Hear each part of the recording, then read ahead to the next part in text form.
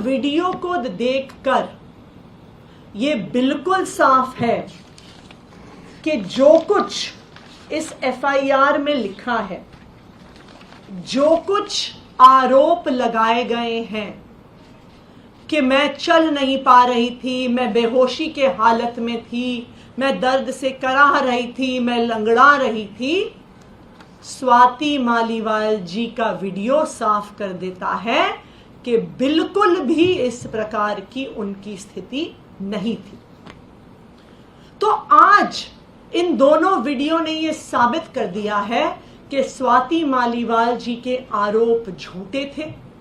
स्वाति मालीवाल जी जो आरोप लगा रही हैं, ये एक बड़े षड्यंत्र का हिस्सा है जो दिल्ली के मुख्यमंत्री अरविंद केजरीवाल जी के खिलाफ रचा जा रहा है, भारतीय जनता पार्टी द्वारा रचा जा रहा है। कल से, जब से ये वीडियो सामने आए हैं, जब से ये षड्यंत्र सामने आया है, कई लोग हमसे पूछ रहे हैं कि आप कह रहे हैं ये भारतीय जनता पार्टी का षड्यंत्र है, तो स्वाति मालीवाल जी का भारतीय जनता पार्टी से क्या लेना देना है? इस केस का भारतीय जनता पार्टी से क्या लेना देना है? तो आज मैं इस पूरे मामले का, स्वाति मालीवाल जी का और भारतीय जनता पार्टी का क्या लेना देना है, इसके तार आपस में कैसे जुड़े हुए हैं, इस तार जुड़ने का क्या प्रमाण है, मैं आपके सामने रख रही हूं। नंबर 1, आप सब जानते हैं कि यह भारतीय जनता पार्टी का फॉर्मूला है, एक स्टैंडर्ड ऑपरेटिंग प्रोसीजर है कि वो विपक्ष के नेताओं पर ईडी के केस करते हैं, सीबीआई के केस करते हैं, पुलिस के केस करते हैं, इकोनॉमिक ऑफेंसेस विंग के केस करते हैं, एंटी करप्शन ब्यूरो के केस करते हैं और उस केस के आधार पर धमकियां देकर, स्क्रू टाइट करके उन नेताओं को या तो ब्लैकमेल करते हैं या भारतीय जनता पार्टी में लेके आते हैं। हमने देखा है कि विपक्ष के ऐसे नेताओं की लाइन है जो भारतीय जनता पार्टी में गए हैं, चाहे वो हेमंत बिस्व शर्मा हो, चाहे वो प्रफुल्ल पटेल हो, चाहे वो अजीत पवार हो, जिनके ऊपर केस हुए, जिनका स्क्रू टाइट किया गया और फिर वो भारतीय जनता पार्टी में गए। उसी तरह से स्वाति मालीवाल जी पर भी भारतीय जनता पार्टी की एंटी करप्शन ब्यूरो ने एक केस किया हुआ था। ये case Delhi commission for women में illegal recruitment of contractual employees के बारे में केस था। यह केस कई सालों से चल रहा है, इसमें एफआईआर हो गई है, इसमें चार्जशीट हो गई है और अब इस केस में सजा का, कन्विक्शन का समय पास आ रहा है। हमारा यह मानना है कि इसी केस को आधार बनाकर, जेल की धमकी देकर, सजा की धमकी देकर स्वाति मालीवाल जी पर दबाव बनाया जा रहा है, उनको इस षड्यंत्र का हिस्सा बनाया जा रहा है, क्योंकि ये भारतीय जनता पार्टी का स्टैंडर्ड ऑपरेटिंग प्रोसीजर है। Number 1। Number 2, Bharatiya Janata party का इन्वॉल्वमेंट कैसे दिख रहा है? उनकी पूरी मशीनरी एमएचए से दिल्ली पुलिस तक कैसे काम कर रही है, उसका दूसरा प्रमाण कल 30 हजारी कोर्ट के सामने आया।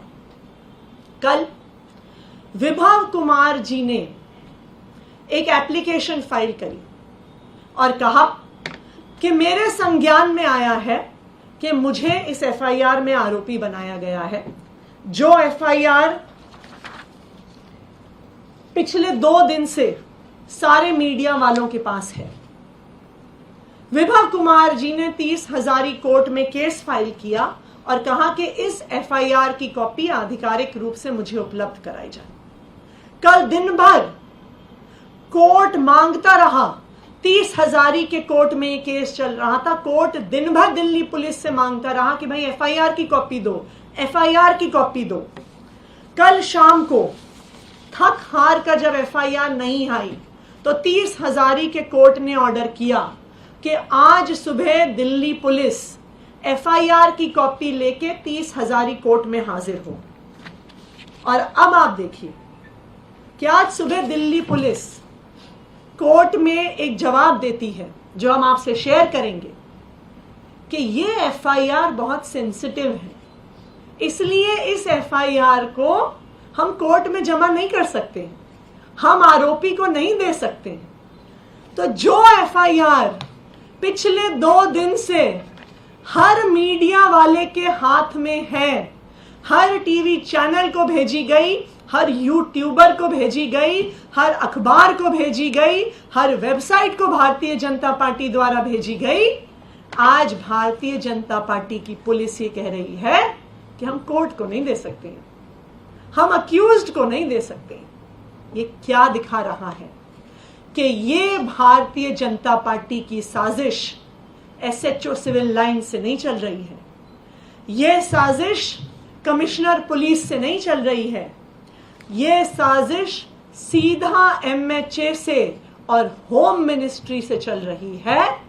इस केस को सीधा भारतीय जनता पार्टी के हाईएस्ट लेवल से मॉनिटर किया जा रहा है, चाहे वो उस केस को मीडिया में चलाना हो और चाहे ये कहना हो कि हम आरोपी को एफआईआर नहीं देंगे।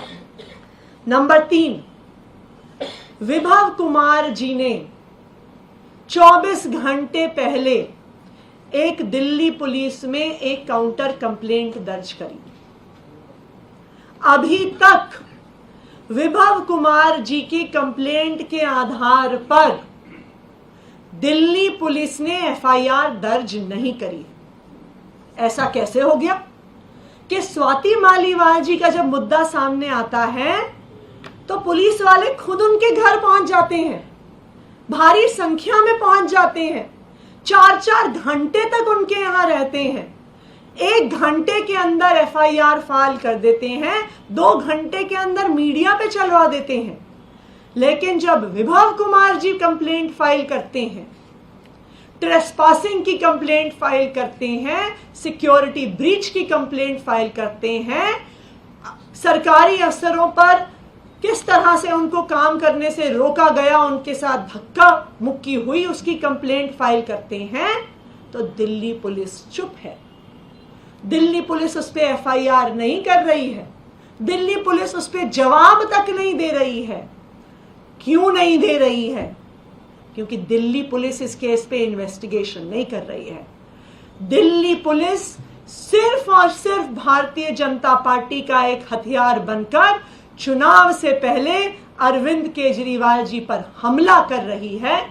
ये है इस पूरे केस की सच्चाई। ये पूरा मामला अरविंद केजरीवाल जी पर हमला करने के लिए है। ये पूरा मामला चुनाव से जुड़ा हुआ है और अरविंद केजरीवाल जी की जमानत होने के बाद, अरविंद केजरीवाल जी के जेल से बाहर आने के बाद उन पर ये आरोप लगाने का एक बहुत बड़ा षड्यंत्र है जो भारतीय जनता पार्टी ने रचा है। Thank you. लेकिन आपने तब आरोप लगा रही है स्वाति मालीवाल की medical report I. When there is a footage of her coming out, is there a footage which shows that she is barging in and trying to go inside? हमने दिल्ली पुलिस को सारी फुटेज अवेलेबल करवा दी है। हमने उनको कहा है वो जो सारी फुटेज देखना चाहते हैं वो देख ले। इस फुटेज को देख के सारा दूध का दूध, पानी का पानी हो जाएगा। इस फुटेज को देखकर, जो आज फुटेज अभी हमने आप लोगों से भी शेयर की है, ये भी सामने आ जाता है कि क्यों स्वाति मालीवाल जी ने उस दिन मेडिकल नहीं करवाया। ये बिल्कुल साफ हो जाता है कि जो वो आरोप लगा रही थी कि कपड़े फटे हुए थे, मैं इतनी जोर की गिर गई कि मेरा सर फट गया, टेबल से लग गया, मेरे कपड़े फट गए, मैं दर्द में कराह रही थी, मैं चल नहीं पा रही थी, मेरा चश्मा गिर गया, ये सारी फुटेज उस झूठ का पर्दाफाश कर देती है और दिखा देती है कि क्यों स्वाति मालीवाल जी ने 13 मई को कंप्लेंट पुलिस में नहीं करवाई, क्यों मेडिकल नहीं करवाया। Ma'am, one question, ma'am. Why Vibhav Kumar waited 4 days to file this complaint if trespassing was done 4 days back? Is it just a counter to Swati Maliwal's FIR? देखिए, इस पूरे मामले की सच्चाई विभव कुमार जी ने अपनी कंप्लेंट में सामने रख दी है। सीसीटीवी फुटेज सीएम रेजिडेंस का, जब से वो अंदर घुसी, जब से उन्होंने पुलिस वालों को धमकाया, वो अंदर गई, वेटिंग रूम से जबरदस्ती घर के अंदर गई, फिर वापस आने की फुटेज पुलिस को अवेलेबल करवा दी गई है। अब सवाल ये है कि क्या पुलिस निष्पक्ष जांच करेगी? क्या पुलिस विभव कुमार जी की कंप्लेंट पे एफआईआर फाइल करेगी? क्या वो स्वाति मालीवाल जी के क्लियरली झूठे आरोपों पर एक्शन लेगी? मेरा तो ये क्लियर कट अंडरस्टैंडिंग है कि नहीं करेगी। मैं दिल्ली पुलिस को चैलेंज कर रही हूं कि अगर आप भारतीय जनता पार्टी का एक राजनीतिक हथियार नहीं है, अगर आप निष्पक्ष जांच करना चाहते हैं तो करिए रजिस्टर एफआईआर, विभव कुमार की कंप्लेंट पे करिए एफआईआर। क्या सीएम रेजिडेंस की ब्रीच ऑफ सिक्योरिटी एक सीरियस मुद्दा नहीं है? क्या सीएम हाउस की सिक्योरिटी के साथ धक्का मुक्की एक सीरियस मुद्दा नहीं है? क्या सीएम आवास में ट्रेसपासिंग एक सीरियस मुद्दा नहीं है? आपके दिल्ली के मुख्यमंत्री की सिक्योरिटी को कोई ब्रीच करके चला गया, वो आपके लिए सीरियस मुद्दा नहीं है?